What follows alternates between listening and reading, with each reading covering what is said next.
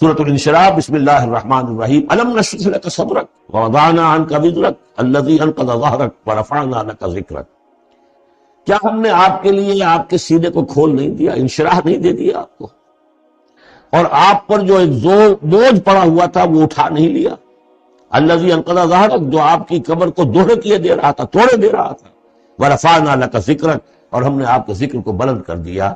فإن مع العسر يسرا ان مع العسر يسرا، تو یقیناً مشکل کے ساتھ ہی آسانی ہے، یقیناً مشکل کے ساتھ ہی آسانی ہے، فإذا فرغت فانصب وإلى ربك فارغب، تو جب آپ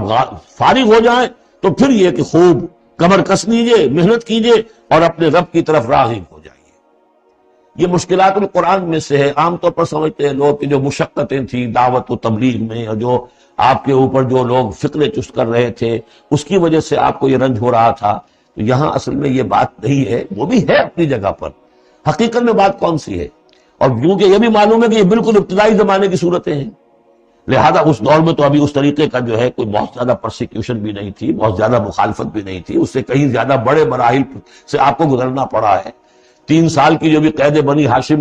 شیب بنی ہاشم کی قید ہے، وہ بعد کی بات ہے۔ جو یوم طائف آ رہا ہے وہ اس کے بہت بعد کی بات ہے، یوم احد بہت بعد میں آ رہا ہے۔ یہ اصل میں کیا ہے، جس شخص کو اللہ تعالیٰ نبوت دیتا ہے اس کی سب سے زیادہ جو خواہش ہوتی ہے وہ اللہ کے ساتھ لو لگا کر بیٹھا رہے، اور رسالت کا فریضہ ایسا ہے کہ جاؤ خلق خدا کو ہدایت کا راستہ دکھاؤ۔ اب کہاں وہ کیفیت، دن ڈھونڈتا ہے پھر وہی فرصت کے رات دن بیٹھے رہے تصور جانا کیے ہوئے، کہاں اللہ کی طرف رخ کر کے اللہ کا بندہ کھڑا ہے رات کے وقت، کیا اس کی کیفیت ہے، اس کے قلب کی، اس کی روح کی کیا انشراح ہے، کیا انبساط ہے، کن بلندیوں پر اس وقت وہ ہے، کس روحانی وسعتوں کے اندر جو ہے وہ اس وقت تیراکی کر رہا ہے،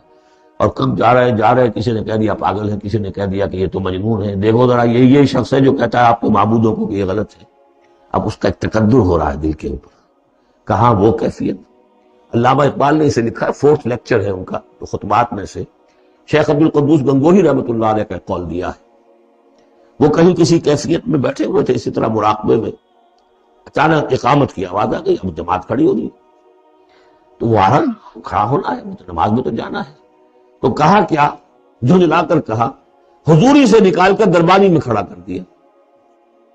اس وقت جس مراقبے کی کیفیت میں تھا وہ تو حضوری کی کیفیت مجھے حاصل تھی، اب میں دربانی میں آ گیا ہوں یہاں پر۔ نماز تو آپ پڑھیں گے تو امام کے پیچھے پڑھیں گے، اس نے کہا اللہ اکبر تو کرنا ہی ہے رکوع، چاہے ابھی آپ کے دل چاہ رہا ہے اور قرآن پڑھا جائے تو کیسے ہوگا، تو اس کا حکم ماننا آپ نے۔ آپ چاہ رہے ہیں سجدے میں پڑے رہے ابھی سر نہ اٹھائیں،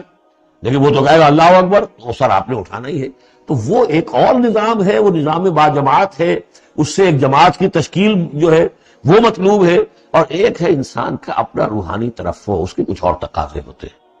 تو جیسے حضرت موسیٰ سے کہا گیا ہر دفعہ آپ نے دیکھا اذهب الى فرعون انه طغى، اور وہ اگر وہیں پر رہتے ڈیرا لگا دیتے، ہر وقت گفتگو ہو رہی ہے، مخاطبہ مکالمہ مل رہا ہے، تو جو لذت اس میں تھی، اس کے اندر جو ہے وہ جو مشقت ہے وہ یہ تھی۔ رفتہ رفتہ پھر آپ کا مزاج اس کا خوگر ہوا ہے، اور پھر یہ کہ جب اللہ تعالیٰ نے اس میں بہت سے لوگوں کو بھی شامل کر دیا، پھر وہ جو تسکین پیدا ہوئی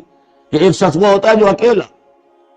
اس کو مولانا روم نے بڑی خوبصورتی سے وضاحت سے، اگرچہ وقت کا مجھے احساس ہو رہا ہے کہ وہ تو گھنٹہ پورا ہو رہا ہے اور ہم نے تو ابھی یہ 4 صورتیں ختم نہیں کی، کہ یہ بارش کا ایک بتایا ہے مثال، کہ بارش میں ایک مرحلہ ہوتا ہے کہ سمندر سے بخارات اوپر جا رہے ہیں،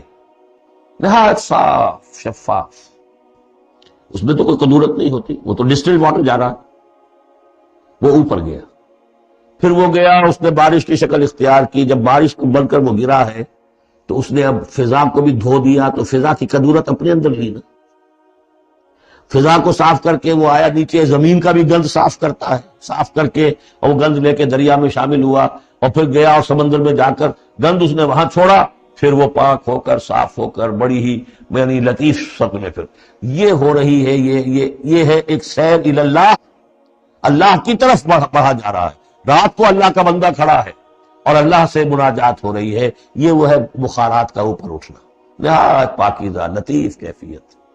اور جب آپ آئے ہیں تو بارش کے مانند ہیں، اب آپ دھو رہے ہیں، تو جو دھو رہے ہیں اس سے خود اپنے آپ کو بھی تکدر ہوتا ہے، کسی نے کچھ کہہ دیا، کسی نے کچھ کہہ دیا، کسی نے کچھ کہہ دیا، کسی نے فکرہ چست کر دیا۔ اب آپ کو ضرورت ہے کہ پھر ذرا اپنے آپ کو بھی صاف کریں دوبارہ، پھر رات کو کھڑے ہو جائیں۔ سیر اللہ، سیر فی اللہ، سیر عن اللہ الی اللہ، یہ جو ہے، جو تبلیغ کا اور فریضہ رسالت ہے، یہ بھی سیر الی اللہ ہے نتیجے کے اعتبار سے، لیکن اس وقت عن اللہ ہے، اللہ کی طرف تو پشت ہو گئی ہے۔ دیکھیے جب آپ نماز میں کھڑے ہیں تو رخ کدھر ہے؟ اللہ کی طرف۔ جا رہے ہیں تبلیغ کے لیے تو اللہ کی طرف تو پشت ہو گئی، اب تو آپ جا رہے ہیں تو سب کی طرف آپ کا رخ ہے، اللہ کی طرف تو پشت ہے۔ اس حوالے سے وہ عروج ہے، یہ نزول ہے، اور یہ نزول جو ہے یہ بڑا شاہ گزرتا ہے کسی ایسے شخص پر جسے عروج کی لذت حاصل ہو گئی۔ یہ ہے وہ سختی، الم نشرح لک صدرک ووضعنا عنک وزرک الذی انقض ظہرک ورفعنا لک ذکرک فإن مع العسر یسرا ان مع العسر یسرا فإذا فرغت فانصب۔ اے نبی وہ وقت آ جائے گا، آپ اپنے اس فرض منصبی سے جب فارغ ہو جائیں گے، جب اللہ کا دین غالب آ جائے گا، پھر آپ یکسو ہو کر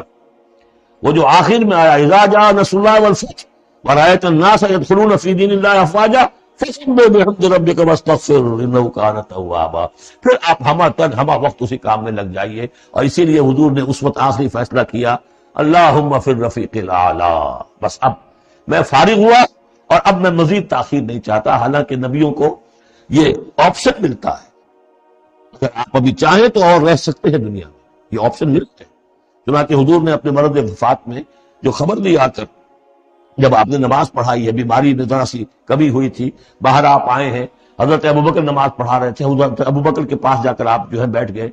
اب حضرت ابوبکر جو ہے وہ اقتداء کر رہے ہیں حضور کی، اور پوری جماعت کر رہی ہے اقتداء حضرت ابوبکر کی۔ یہ نماز ہے، آخری باجماعت نماز۔ اس میں حضور نے فرمایا اللہ نے اپنے بندے کو ایک آپشن دی ہے، ایک اختیار دیا ہے، وہ چاہے تو، اب جو ایگزیکٹ الفاظ یاد نہیں ہے، نتیجہ اس کا یہی ہے کہ چاہے تو ابھی دنیا میں اور رہے۔ تو بندے نے اللہ کو قبول کر لیا ہے۔ حضرت ابوبکر رو پڑے اور لوگ حیران ہوئے، رو کیوں رہی ہے؟ یہ بھی تو کوئی بات ایسی ہے نہیں۔ ان کے سمجھ میں آ گیا تھا کہ آپ نے اپنے انتقال کی خبر کر خبر دے دی ہے۔ تو یہ فیصلہ اللہ فی الرفیق الاعلی،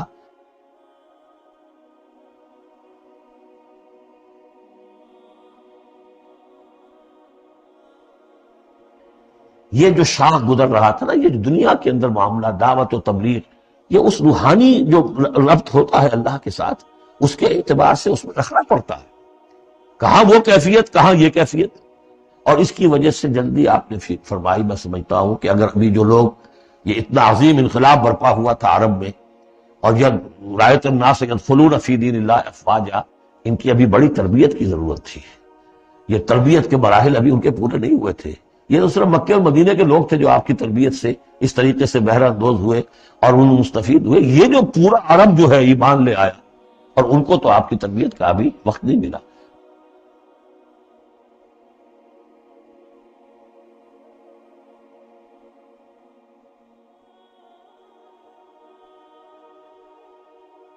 بہرحال جب یہ کام ہو چکے گا محمد، تو بس پھر آپ ہمہ تن ہمہ وقت اللہ کی طرف متوجہ ہو جائیے۔